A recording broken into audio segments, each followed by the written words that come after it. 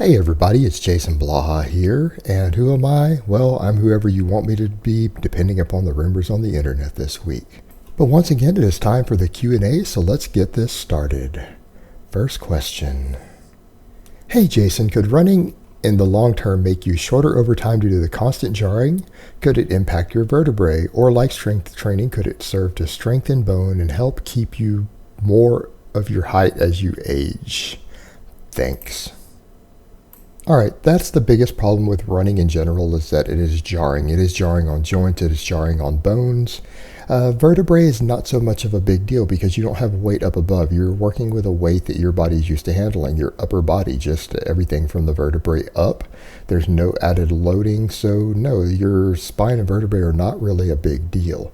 However, the concerns with running in the long term are going to be things like your knees. They're going to be things like the bones inside your shin, your lower limb, and it's because they can form stress fractures over time in there, and the same thing, the jarring on your knees can over time damage the cartilage. So the best thing to remember is that humans are actually designed to be long distance runners. It is actually within our genetics, it's within our structure. We're some of the best long distance running species on Earth, if not the very best genetically and structurally. However, we're also not designed to run on concrete or asphalt. That's what we've done in more of the modern world. We run really well on soft surfaces over long distances. Now, that being said, shoe selection, paying attention to pains, getting on proper training protocols and not just randomly running if you're going to do it over long, extended periods of time is the way to go, that so you can cut down on those stress fractures, cut down on that knee jarring. And again, having maybe a professional look at the way that your gait and the way that you run wouldn't be a bad idea. Investing in really good shoes is never a bad thing in order to reduce your chance of these sort of injuries over time. Because again, what people need to remember is that the environment we're running in today is not historically what we ran in for hundreds of thousands of years. So there's going to be a little bit of a difference, and it's something that we need to pay attention to for our overall health and injury prevention if we take up running as any sort of serious endeavor. All right, next question. Hi Jason, I often get lightheaded and dizzy after my set of deadlifts. Is this something I should be worried about, and what might be causing this? I'm using a weight that is heavy for me, 120 kilos, and doing one set of 3 reps. Not quite a max effort lift though, because I could still do 3 reps with 2.5 to 5 kilograms more weight. All right, there's a couple different possible things going on that you need to consider. Number one, you might not be getting enough oxygen in. Your breathing could be off when you deadlift. What I'm going to recommend is that before you pull, take a few seconds to breathe, to build up oxygen in your blood supply, build up oxygen in your body. You're going to want to take a couple of really deep breaths with your diaphragm, breathe in deeply, and I want you to hold those for a second or two at least, and take at least 3 or 4 deep breaths like that. You guys will notice when you see me do deadlifts in my training clips that I absolutely do that, and that's to build up oxygen into your body and oxygen in your bloodstream before you pull. Number 2, you need to focus upon how you breathe when you're performing the exercise. The deadlift is probably the single most intense exercise that you can perform. And so therefore you need to pay attention to things. It's possibly going to make you lightheaded if you hold your breath. So what I recommend is no touch and go nonsense, none of that stuff, full resets so that you can inhale deeply on the way down, get lots of air in while you pause at the bottom so that you have lungs full lungs of air, and then exhale as you're lifting the weight on the concentric portion of the rep, or the portion of the rep where you are actually lifting it, pulling it against gravity. And as you exhale on that should help quite a bit, because again, you would be able to get new air in each time between reps on the eccentric or on the pause before you pull again during the reset, and then you can exhale as you're lifting the weight to help you get more power. So that's going to be your cure for getting dizzy and lightheaded on that. If that doesn't fix it and you're still working with sub-maximum sets like that, if you still have these issues after taking this advice, you might want to consult a medical doctor, because there could be something else going on that we're missing, and maybe you should just get it checked just to be safe. All right, next question. Hi Jason, I was curious, what do you think of Paul Chek and his work? I'm asking, he is kind of a controversial figure. Well, being a controversial figure myself, I kind of like controversial figures in this industry and in this game. Paul Chek is very much a controversial figure. What do I think of him? I really and truly have no idea what to make of this guy. The guy, through most of his life, and even as he's gotten older, is enormously strong, an enormously gifted athlete. but he has a very unusual approach to things. He doesn't like looking at exercise purely from a modern scientific perspective. He is kind of a spiritualist and into metaphysics and various spiritual endeavors, and he tries to incorporate those of the techniques of various monks and methods of the Sikhs and Buddhists and everything else, that he tries to incorporate these various spiritual ideas about meditation and everything else and focus into training. Now, is a lot of that probably quackery? Yeah, probably so. But by that same token, we know that meditation itself, and he puts a very heavy focus on meditation and things, that meditation itself can improve athletic performance in a lot of endeavors. It can help you focus. It can help you self-program yourself. And so I think there's a large psychological component going on maybe with what he does and what he does with a lot of his athletes, because he does successfully work with a lot of athletes. So I think a lot of it has to do with self-programming. And a lot of it can be similar to what goes on with various sorts of cognitive behavioral therapy, neurolinguistic programming, things like that. There's a lot of self-programming going on through doing this. There's also going to be the relaxation component of the meditation, which can potentially improve recovery. You improve recovery, you can train more often, you can train harder, you can get stronger, faster, develop better skills because you're able to train more often due to superior recovery, lowering stress hormones. So even from a scientific perspective, could a lot of what Paul Chek does with his athletes and people have a good explanation? Absolutely. Does it make him any less of a controversial figure? Absolutely not. But nonetheless, the guy's an interesting person. Again, I don't always know what to make of the guy, the little bit I've seen of him over the years, but he just is who he is. Take him or leave him. All right, next question. Hey Jason, fitness models for supplement brands describe themselves as athletes, but can they really be classified as that? Also, can we class competitive bodybuilding as a sport? Your thought. Well, I guess classifying them as athletes is very much going to depend on how athletic they actually are. The thing you've got to remember is that since neither one of those things is a sport, and fitness modeling is certainly not a sport, they may or may not be athletic. There is no athletic component to measure to determine that. It is purely subjective. It is art. And so to call them athletes, no, you'd have to take it on a case-by-case basis. I guess you would need to look at their level of athleticism, which can vary tremendously. Some are completely unathletic, despite how they look, and make that sort of determination on the individual level. Although oftentimes it is said that an athlete is someone who competes in a sport, and since they don't, by some definitions, you couldn't classify them as one. Now, is bodybuilding or physique competition of any type of sport? This is a conversation I've had on here many times, and it's a conversation I had in person yesterday. We were on a movie set yesterday. Brittany was doing some special effects, and we were talking with someone we've worked with before who is himself a competitive lighter weight bodybuilder. And yeah, I said that specifically, talking about it, that no, bodybuilding is not a sport. It is a performing art. And that's one of the things that he had noted, is that he did very, very well in some bodybuilding shows that he won, that he felt like he shouldn't have won. But a lot of the other guys, it was novice classes, who they were very shy and they weren't outgoing. They might have had better physiques than he did.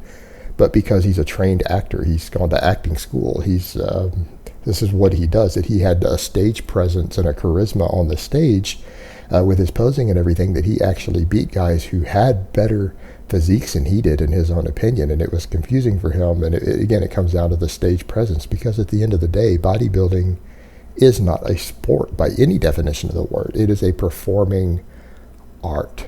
And again, his results show that, because that's what it is. It's a performing art. It's not about the other things. It's how you look is a major component, but there's not an athletic performance component at all in it. And in fact, when guys compete in bodybuilding, they're usually at their lowest level of athleticism of the year at that point. On that day, they would not be capable of competing in any sport that they might actually compete in outside of that, because their athleticism has been destroyed by the prep most of the time. So it's certainly not a sport, but again, in his case, him being a performing artist already in other endeavors, that training carried over and had allowed him to actually beat guys who had better physiques, even by bodybuilding standards, because at the end of the day, it is a performing art. All right, next question. Hey Jason, love the content and the truth you expose in the community.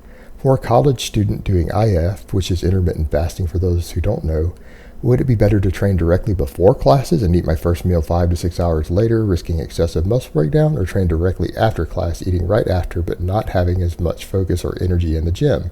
I might be overthinking this, but I was wondering if you had any opinion. Either way, thanks. All right, first of all, yeah, if you're going to do the whole intermittent fasting thing, which has its pros and cons like anything else, the biggest problem with intermittent fasting is going to be the risk of losing muscle mass. It is not an ideal environment generally for facilitating muscle protein synthesis. So what I'm going to say is that there's no way I would recommend that you go train and then wait 5 or 6 hours to eat, particularly as you're going into training already fasted. I'm going to recommend that you not do this. This is where it's becoming a problem to where your eating pattern is becoming eating disorder potentially, because you're actually having a negative effect upon your actual goals by doing this, and therefore we're starting to have a problem at that point. So no, absolutely not. You need to just reschedule all your training and eating around a way that you can get some food in and actually break your fast within an hour of finishing your primary training for the day. That's what I'm going to recommend. And that pattern, I can't necessarily figure out what's going on with your exact lifestyle pattern. That's something you're going to need to figure out for yourself. And it might be important for you at that point, due to having a certain schedule that you can't break, to reconsider if intermittent fasting is really something you should be doing or not. Think it through. Don't do something like that just because it's trendy. The purpose of intermittent fasting is dietary control, to control your body composition better. It's about diet adherence. That's why it works. It's not anything magical. It's not some magical formula outside of that. So make sure that it's going to work for your individual lifestyle for diet adherence without having any sort of negative effect on muscle loss. All right, next question. My wife is 4 months removed from having our third baby and has been working out and doing a recomposition diet. She's somewhat frustrated with the lack of progress since having the baby. When she worked out before the pregnancy, she was losing body fat more steadily. Should she move to a stricter cut or stay the course for optimal results? A few questions here. First of all, it depends on if she's breastfeeding or not. I'm going to assume, I might be falsely assuming, but again, because I'm going to assume that at 4 months old, she hasn't stopped breastfeeding the baby yet. And because you guys are clearly fitness oriented, that's generally going to be the healthier approach for you to take. So again, I'm making an assumption there, but if she's breastfeeding, then she probably shouldn't be cutting at all. She needs to be maintaining her weight roughly, getting enough nutrition in so that the baby isn't going to suffer any nutritional deficiencies from it. She should focus upon at least maintaining body weight, getting plenty of vitamins and minerals in through fruits, vegetables, a good varied diet that's balanced so that she can avoid any problems there, because it's also putting an extra drain on her body having to breastfeed.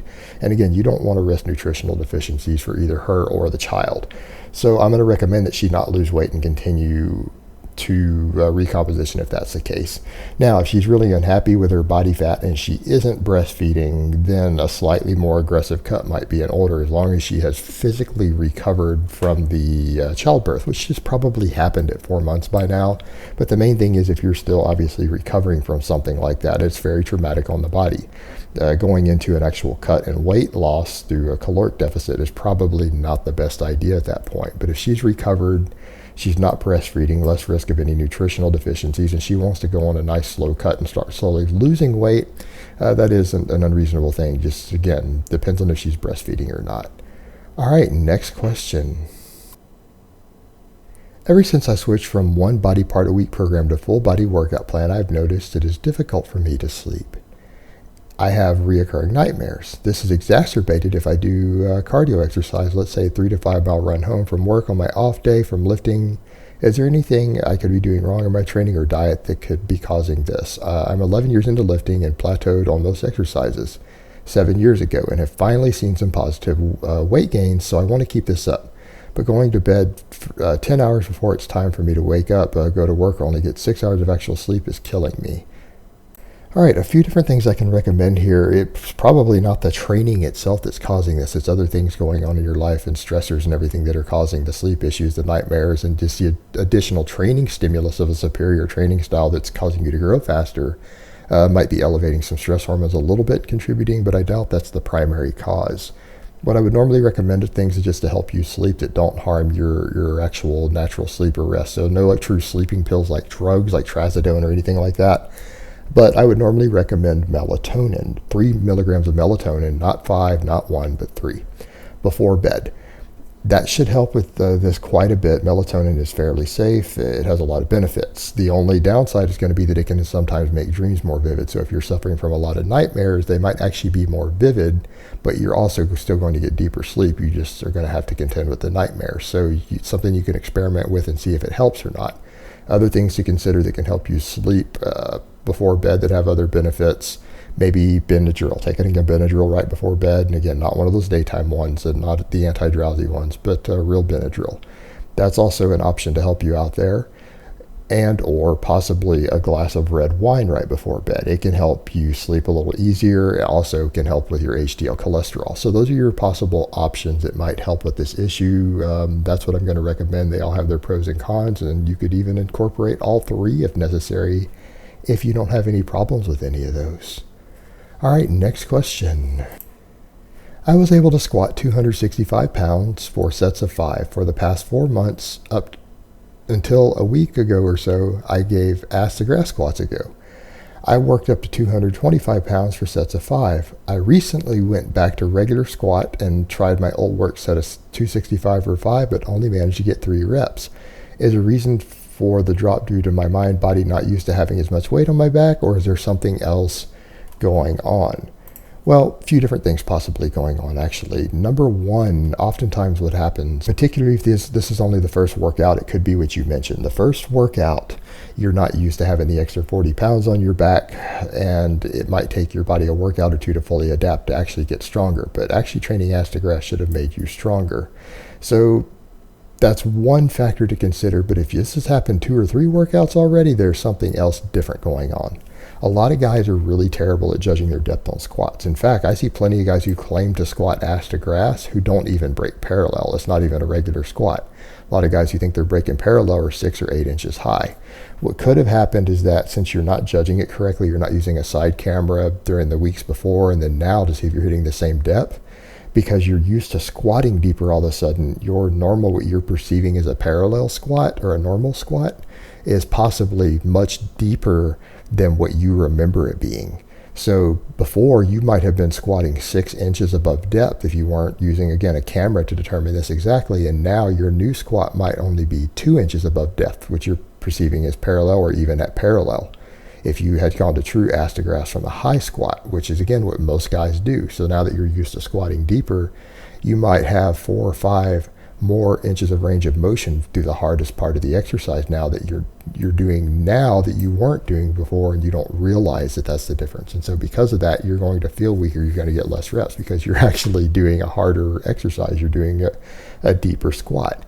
And so that is most likely what's going on if it's been more than one training session that this has been a problem. So what you need to realize is that your regular squat is very probably just deeper now. So that's the performance loss, but the strength gain and the muscle gains are going to be superior, so don't sweat it. All right, next question.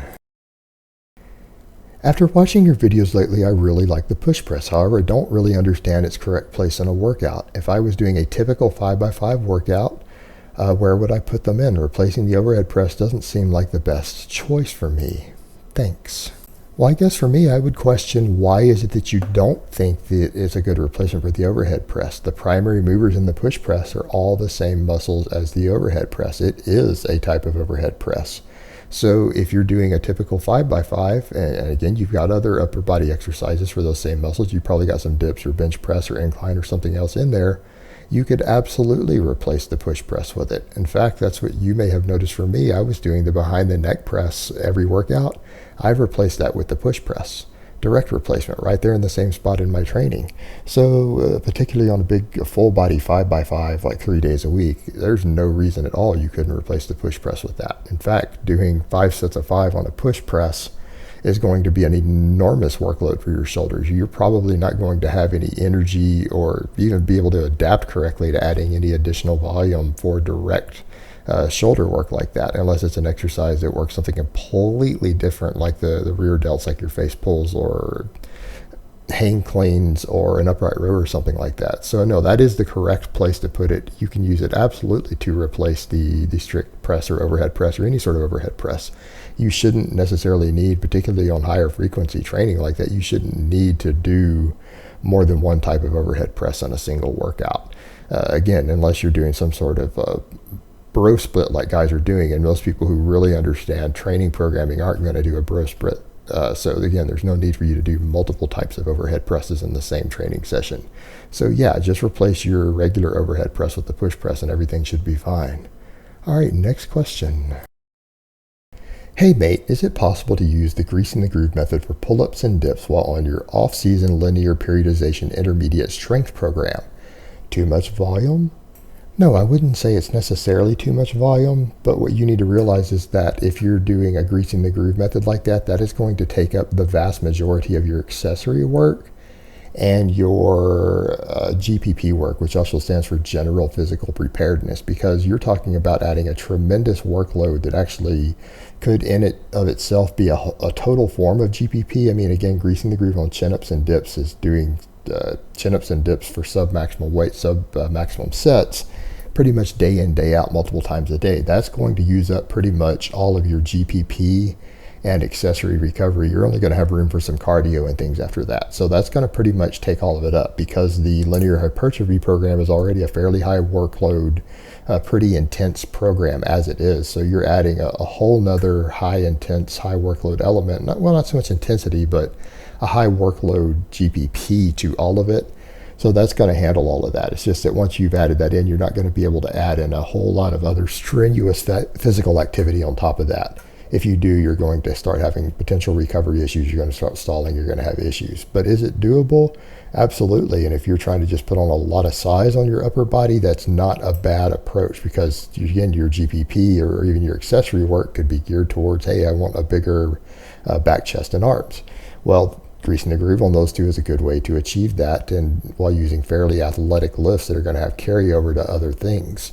So it's actually a pretty reasonable approach. It's a good approach, and I think it's fine. Just you're going to have to realize it's going to take up most of your accessory and general physical preparedness training that you add into the program, which again, you're always supposed to have those things. I don't want people to think that you run the linear intermediate program and then you don't add anything else in at all, because that's not how it's intended to be run. So it's perfectly fine. Just program it correctly and be aware of that it's taking up most of your extra physical activity, and you don't have room for much of anything else after that. All right, next question. What age do you feel is a good time for children and teenagers to start weight training, or should I say, what research have you seen?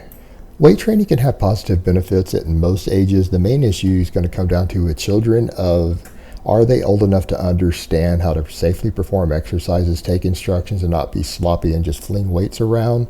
Is it something you think that they'll enjoy doing? And again, it's all about safety. There's no reason a young child before their teens can't be taught to weightlift and glean some benefits from it, some extra, maybe some bone density, strength, everything else. Just be aware they're not going to gain much muscle mass from it, and they shouldn't be using any sort of maximum weights.